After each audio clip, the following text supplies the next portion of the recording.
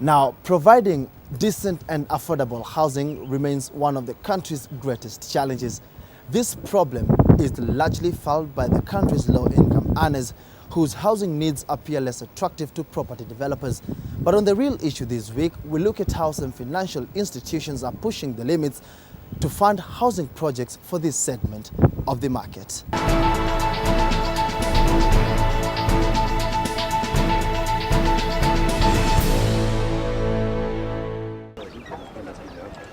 Kujanga.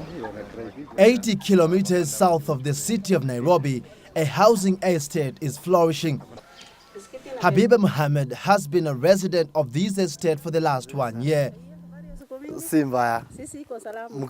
She warmly ushers us into her home. A home she's happily paying her way to own bit by bit after leaving the sprawling Kibera slum in Nairobi.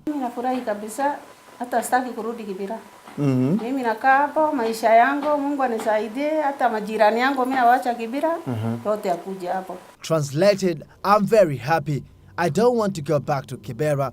I'm living well here and I wish all my former neighbors in Kibera would come here. This backyard garden is what makes her joy of owning a home complete. Hiyo ni sukuma, huko ni... Here I grow vegetables, tomatoes, naona? Haya, huko iko naitwa ni membe. some mangoes, pawpaws, sugarcane, literally everything, she says. Patrick Kuria, a former resident of the populous Huruma area in Nairobi's Eastlands, shares that joy of owning his living space too. A lot of space, and more so the rent here is, the much I pay for the house is cheaper. If I compare my life here and my life back in Huruma, it's far much better and affordable here. Because there I was paying rent every month, the house wasn't mine and the rent was a bit high because it was about 7,500 per month.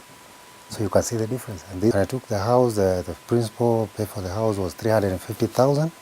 I pay 3,000 shillings per month and I'll pay for 15 years, which is affordable at the moment. Habiba and Kuria are among the beneficiaries of the multi-billion shilling Jamii Bora Macau housing project here in Kapute in Kajiado County. The project aims to permanently house 2,000 families from low-income households by the end of 2012. Stationed on an area of land stretching over 200 acres, Jamii Bora Macau has so far sheltered 600 families in 2- and 4-bedroom units. Here, the occupants, most of whom are members of Jamii Bora Trust Microfinance, access home loans at a 14% interest rate payable over a 5 to 20 years period under an arrangement called a tenancy agreement. Basically, we allow them to pay a rent, and that rent goes towards paying down the principal of the house. So basically, we are providing them a mortgage. They can rent the house, and while they're paying their rent, they're also acquiring the house over time.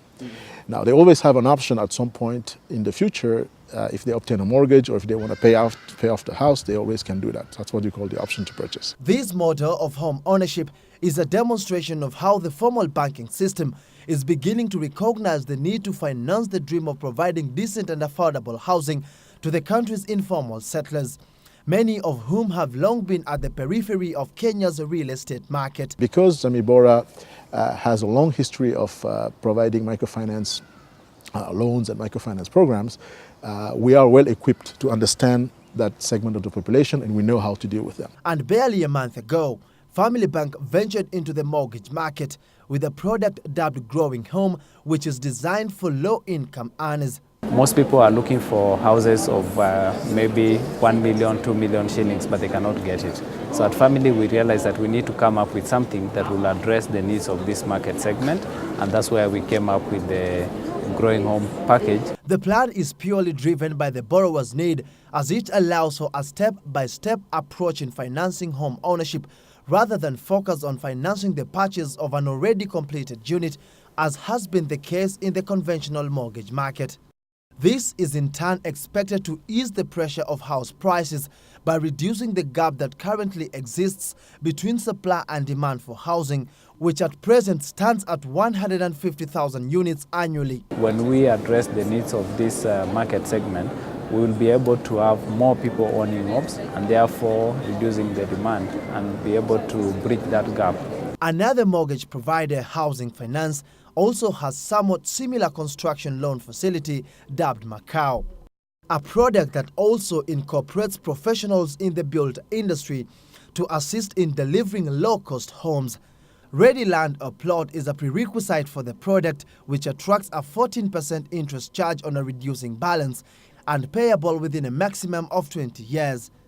Housing Finance has structured about 13 prototypes which have been priced, where we say this house is 2 million, this house is 1.5 million to build. We also have other suppliers or partners. We are talking of people who supply the inputs, and we have negotiated the price that if your property is delivered through Macau, you have a 20% savings if you went to the market on your own.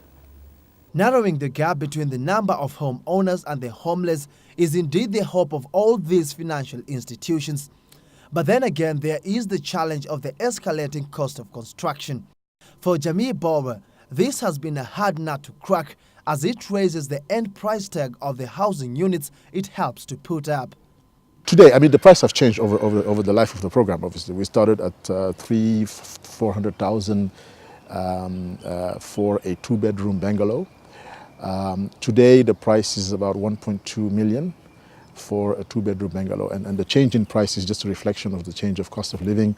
We're going to have to continue to work hard on supply chain management, trying to lower the cost, working on technology, trying to find a way to bring it down. But it is hoped that the scenario will change as more players bring on board replaceable and sustainable housing models that will boost efforts to provide affordable and decent housing for the nation.